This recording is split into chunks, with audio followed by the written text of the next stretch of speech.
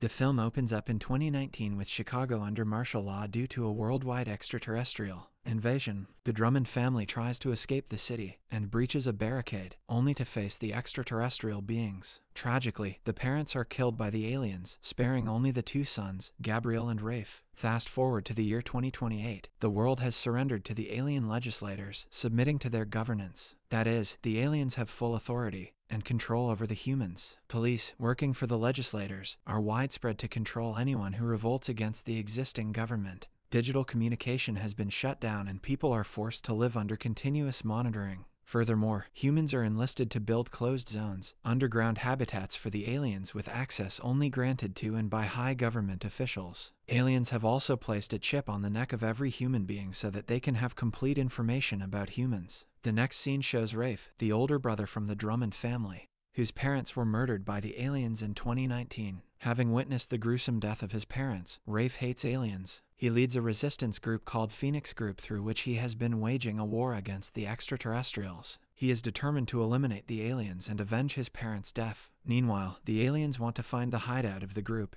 and destroy them completely. Sadly, Rafe is tragically killed during one of his coups against the invaders. Following this, Rafe's little brother Gabriel Drummond, living in the impoverished Pilsen neighborhood, prepares to leave for Lake City. After his brother's death, he is certain that the aliens will come after him, so he plans to go to a safer place, that is, Lake City. In the meantime, the aliens have hired a Chicago Police Special Branch Commander Detective William Mulligan to find the Phoenix Group. It is revealed that Detective William had partnered with Gabriel's father before the invasion. One day, the detective visits a brothel, which has been marked by the Phoenix Group's logo. There he meets a lady named Jane Doe who tries to be intimate with him. In the subsequent scene, the detective returns to his workplace, where a board displays an array of clues. These clues suggest that the Phoenix Group remains active, with a mission to destroy the current government. Attempting to persuade his partner Gromit, the detective emphasizes that the resistance group is still operational underground. He asserts that the group is utilizing classified devices for communication.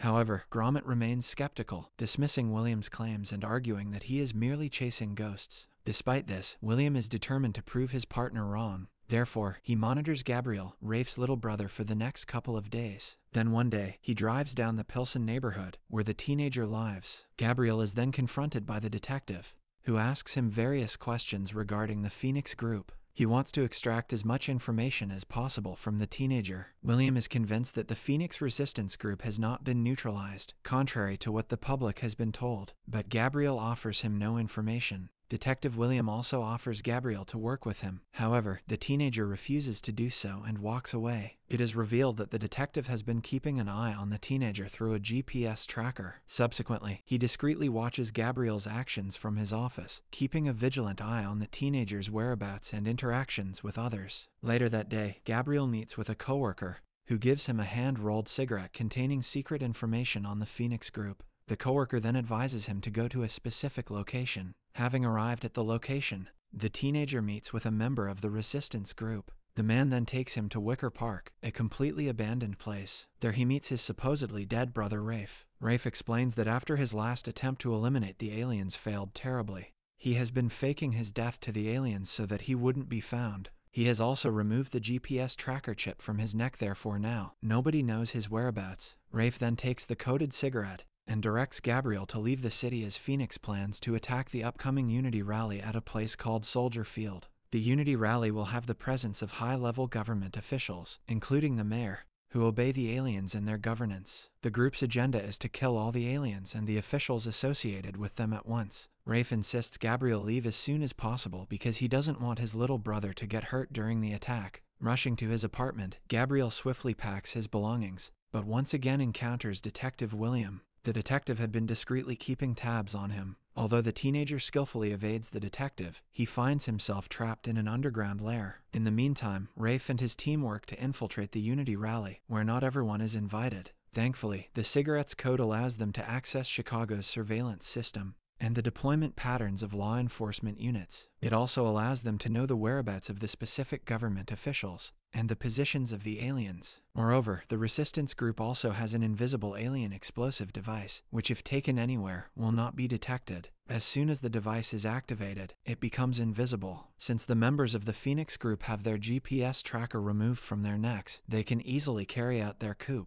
They start by going after such government officials who are invited to the rally. They kill them, extract the chips from their bodies, and then insert them inside their own. This means that the resistance members use the obtained chips to gain access to the rally. In the next scene, Rafe and fellow Phoenix members launch an attack on the Unity rally, deploying the unnoticeable alien explosive device against the extraterrestrials upon their arrival. As a result, many alien forces as well as people who are loyal to them are killed. Following the explosion, the Phoenix members start driving away the rest of the people from the rally. Meanwhile, the aliens summon more of their allies and begin retaliating. Detective William, who works for the alien government, learns about the Phoenix attack and conveys the information to his superiors. While the initial strike seems effective, the city is soon placed under lockdown, with security forces joining in response. Enraged by the continuing attack, the aliens summon hunters from another world to identify and apprehend the culprits. In the pursuit, Rafe and his accomplices Anita and Daniel are cornered. Anita is disintegrated, while Daniel opts for a cyanide pill to evade capture. However, before Rafe can take his cyanide pill,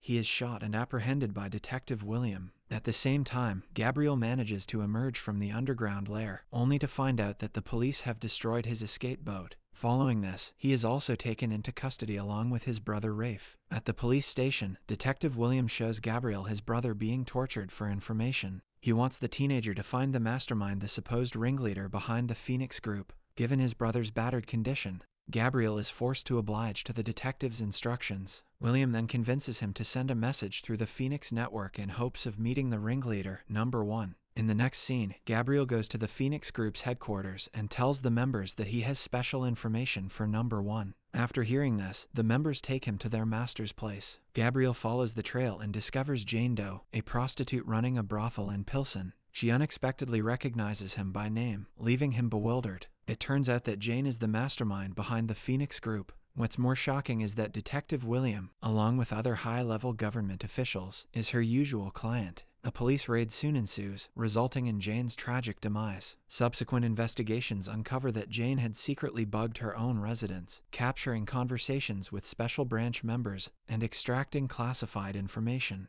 The recorded tapes also expose Police Commissioner Eugene Igo for disclosing sensitive details about the extraterrestrials' arrival at Soldier Field, enabling Phoenix to seize explosive alien devices and prepare a perfect attack strategy. By means of prostitution, she would wiretap classified conversations and learn important details about the alien government. One night when the mayor of the city visited her, she overheard him talking about the code that would give access to the Unity rally. Jane then shared this critical information with her resistance members, due to which they were able to infiltrate the Unity rally and kill dozens of aliens. Consequently, Igo, along with Rafe and several others, is deported off-world. That is, they are transported to a separate alien planet for further punishment. Following this, Detective William, having declared the Chicago threat neutralized, earns a promotion to acting commissioner. In a private meeting between the detective and Gabriel, the latter expresses regret over Rafe's unsuccessful plan. The teenager is also guilty of working for the police because he blames himself for number 1's death. Now he worries that his brother,